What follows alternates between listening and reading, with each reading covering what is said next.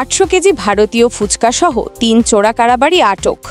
হবিগঞ্জ জেলা গোয়েন্দা শাখার ডিবির বিশেষ অভিযানে অবৈধ পথে পাচারকালে পিকআপ বোঝাই 800 কেজি ভারতীয় ফুচকা সহ 3 চোরা কারাবারি আটক হয়েছেন।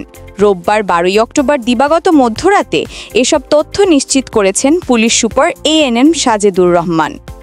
তিনি বলেন, বিকেলে গোপন সংবাদের ভিত্তিতে অভিযান পরিচালনা করে জেলা গোয়েন্দা শাখার ডিবি। অভিযানে জেলার শায়েস্তাগঞ্জ উপজেলার অলিপুর রেল ক্রসিং ঢাকা সিলেট মহাসড়কের ডিভাইডারের শেষ মাথা সংলগ্ন পাকা সড়কের ওপর হতে অবৈধ পথে পাচারকালে 20টে ভারতীয় ফুচকা ভর্তি প্লাস্টিকের বস্তায় 800 কেজি ফুচকা জব্দ করা হয়। এ সময় একটি নীল রঙের পিকআপ সহ 3 আসামিকে আটক করা হয়। এ ব্যাপারে সংশ্লিষ্ট থানায় মামলা দায়ের প্রক্রিয়াধীন রয়েছে।